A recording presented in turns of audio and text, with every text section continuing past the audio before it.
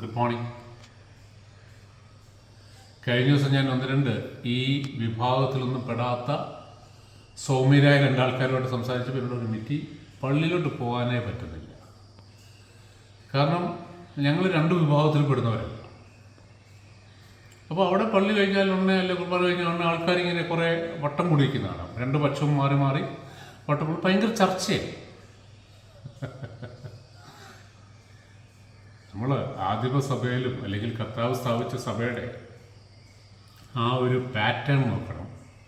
അവിടെ ഒരു കൂട്ടായ്മയും ഒറ്റ ശരീരവും. അവരുടെ മെയിൻ സംസാരം കർത്താവിൻ്റെ വചനവും ആ സ്നേഹത്തിലൂടെയുള്ള സംഭാഷണം അങ്ങോട്ടും ഇങ്ങോട്ടും കരുതുക, അവരെ കെയർ ചെയ്യുക, സ്നേഹിക്കുക, അവരെ സഹായിക്കുക. കാരണം ഒരു ശരീരവും. ഇന്നോ പറച്ചില്ല ഞങ്ങൾ അങ്ങനെയാണ് ഇങ്ങനെയാണെന്ന്. പക്ഷെ നോക്ക്, കർത്താവ് എത്രയധികമായിരിക്കും വേദനിക്കും. നമ്മുടെ ഭവനത്തിൽ നമ്മുടെ മക്കൾ ഒരു 3-4 മക്കളെന്ന് വിചാരിക്കുക. ഇവരെല്ലാം കൂടെ അങ്ങോട്ടും ഇങ്ങോട്ടും രണ്ട് പക്ഷം തിരിഞ്ഞ് വീട്ടിൽ കിടന്ന് ഭയങ്കര പ്രശ്നം, അടിയും പിടിയും ചീത്തവിളിയും ഒക്കെ ആണെങ്കിൽ അപ്പനും അമ്മയും അവരുടെ വേദന എന്തുമായിരിക്കും. അവരിതെല്ലാം കണ്ടുകൊണ്ട് നിൽക്കുക. ശരിയാണ്, രണ്ടുപേര് പറയുന്നതിനകത്ത് കുറേ ന്യായങ്ങളുണ്ട്. പക്ഷെ അപ്പൻ്റെ അമ്മയുടെ പ്രയാസം എന്താ ഒന്ന് ആലോചിച്ചിട്ടുണ്ടോ?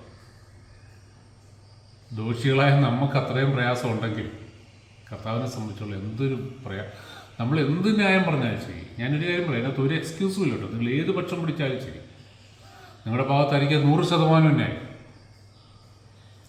പക്ഷെ കർത്താവ് വിഷമിക്കുക, പരിശുദ്ധാത്മാവ് ദുഃഖിക്കുക. കാരണം നമ്മുടെ ചിന്തകളും നമ്മുടെ സംസാരങ്ങളും മറ്റുള്ളവരോടുള്ള നമ്മുടെ പകയും വെറുപ്പും വിദ്വേഷവും എല്ലാം കൂടി ഇങ്ങനെ നമ്മൾ അക്യുമുലേറ്റ് ചെയ്യുക. ദൈവികമല്ല കേട്ടോ, അതല്ല ഭക്തി. ഗോഡ്ലിനെസ് എന്ന് പറയുന്നത് അതല്ല. അവിടെ ഓരോ ദിവസവും മാനസാന്തരമാണ്. ഓരോ ദിവസവും ആഴമായ മാനസാന്തരം ഉണ്ടാകും. കർത്താവിൻ്റെ വഴിയിൽ നമ്മൾ അകന്നു പോകുന്നുണ്ടോ നമ്മൾ പരിശോധിക്കണം. ഇപ്പോൾ വചനം വായിക്കുമ്പോൾ നമ്മൾ തീമോത്തി വായിക്കുമ്പോൾ അതിനകത്തുണ്ട് ഭക്തിയുടെ ബാഹ്യരൂപം നിലനിർത്തിക്കൊണ്ട് അതിൻ്റെ ചൈതന്യത്തെ നിഷേധിക്കുന്നു. അതല്ലേ സംഭവിച്ചുകൊണ്ടിരിക്കുന്നത്. ഈ ബാഹ്യരൂപം നിലനിർത്താൻ വേണ്ടിയിട്ടുള്ള ഫൈറ്റിംഗ് ആയിരുന്നു മുഴുവൻ, ഇല്ലേ? ബാഹ്യരൂപം എന്താ? നമ്മുടെ ആ ഒരു സെറ്റപ്പ്, ഇത്ര നാൾ കൊണ്ടുവന്ന പാരമ്പര്യം, അതിൻ്റെ സെറ്റപ്പ്, അതിൻ്റെ അസറ്റ്സ്, അല്ലെ നമുക്കുള്ള ഇൻസ്റ്റിറ്റ്യൂഷൻസ്, നമ്മുടെ ഭരണഘടന, ഇതെല്ലാം ബാഹ്യമല്ലേ? Those who are led by the Spirit of God are the children of God. പരിശുദ്ധാത്മാവിനാൽ നടത്തപ്പെടുന്ന ഏവരും അത്ര ദൈവത്തിൻ്റെ മക്കൾ. പരിശുദ്ധാത്മാവാണ് നമുക്ക് ആ ചർച്ച എങ്ങനെയായിരിക്കണം എന്നുള്ള ഗൈഡൻസ് തരേണ്ടത്. അല്ല നമ്മൾ കുറേ മനുഷ്യന്മാർ കൂടിയിട്ട് നമ്മുടെ ബുദ്ധിയിൽ നിയമസഭയിൽ നിയമം നിർമ്മിക്കുന്ന പോലല്ല കേട്ടോ സഭയിൽ നിയമം നിർമ്മിക്കുന്നത്. ഇതൊക്കെ ഇനിയെങ്കിലും നമ്മളൊന്ന് ചിന്തിക്കണം. പലർക്കും ഇതെല്ലാം അറിവില്ലായ്മ കൊണ്ടാണ് ഇതിനകത്തെല്ലാം കയറി പിടിക്കുന്നത്. അങ്ങനെയുള്ളവരോട് ഞാൻ പറയുക, അവരുടെ വിചാരം നമ്മളിങ്ങനെയൊക്കെ ചെയ്യുമ്പോൾ നമ്മൾ കർത്താവിന് വേണ്ടിയിട്ട് എന്തോ ചെയ്യുകയാണെന്ന് അല്ല. നമ്മൾ പരിശുദ്ധാത്മാവിനെ ദുഃഖിപ്പിക്കുക. പരിശുദ്ധാത്മാവ് ആഗ്രഹിക്കുന്ന സഭ അത് കർത്താവിൻ്റെ ശരീരമാണ്. അവിടെ സ്നേഹത്തിനും ക്ഷമയ്ക്കും സഹിക്കാനും എല്ലാമുള്ള കൃപ പരിശുദ്ധാത്മാവ് കൊടുക്കും. അന്യന് പ്രശ്നം ഉണ്ടാകരുതൊന്നുമല്ല, അഭിപ്രായ വ്യത്യാസം ഉണ്ടാകരുതൊന്നുമല്ല. അപ്പോൾ നമ്മൾ വചനം വായിക്കും. പൗലോസും ഒരാളും കൂടെ, ആരാണ് ഞാൻ, ബർണബാസാണ്, ഭയങ്കര തർക്കമുണ്ടായി. പക്ഷെ അതുകൊണ്ട് അവർ സഭ രണ്ടായില്ല, അല്ല ഒരു കൂട്ടർ സഭയോട് കയറ്റാതായില്ല, അവിടെ സംഘടിച്ചില്ല, അവരുടെ പക്ഷം ചേർന്നില്ല, ആൾക്കാർ അങ്ങോട്ടും ഇങ്ങോട്ടും മുദ്രാങ്കം വിളിച്ചില്ല, റോഡിൽ കുത്തിയിരുന്നില്ല, ശക്തി പ്രകടനം നടത്തിയില്ല. വളരെ ശ്രദ്ധിച്ചോണം.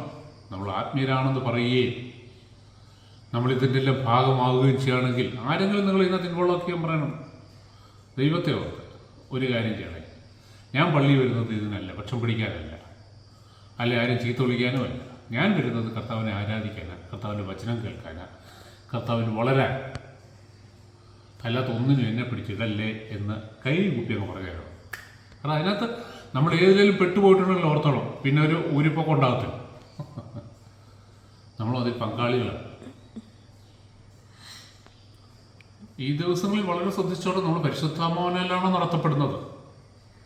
നമ്മൾ സുവിശേഷങ്ങളൊക്കെ വായിക്കുമ്പോഴത്തേക്കും നമുക്ക് പിടികിട്ടുന്നൊരു കാര്യമുണ്ട്. കർത്താവ് അക്സെപ്റ്റ് ചെയ്തൊരു കൂട്ടരുണ്ട്, കർത്താവ് അംഗീകരിച്ചൊരു കൂട്ടരുണ്ട്. എന്ന് പറഞ്ഞാൽ കർത്താവിൻ്റെ അടുത്ത് വന്ന എല്ലാവരെയും കർത്താവ് അക്സെപ്റ്റ് ചെയ്യും. പക്ഷെ എല്ലാവരെയും അതിൻ്റെ അർത്ഥം എല്ലാവരും അംഗീകരിച്ചെന്നല്ല കേട്ടോ.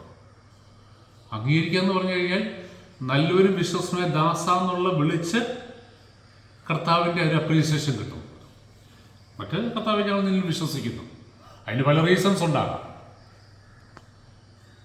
അത് സുവിശേഷ ഭാഗം വായിക്കുമ്പോഴത്തേക്കില്ല, ഞാനൊരു വചനം വായിക്കാം. അത് യോഹന്നാൻ 2:23-24. യോഹന്നാൻ്റെ സുവിശേഷം, ഒരു മിനിറ്റ് ഞാൻ എടുത്തോട്ടെ. യോഹന്നാൻ്റെ സുവിശേഷം 2:23-24.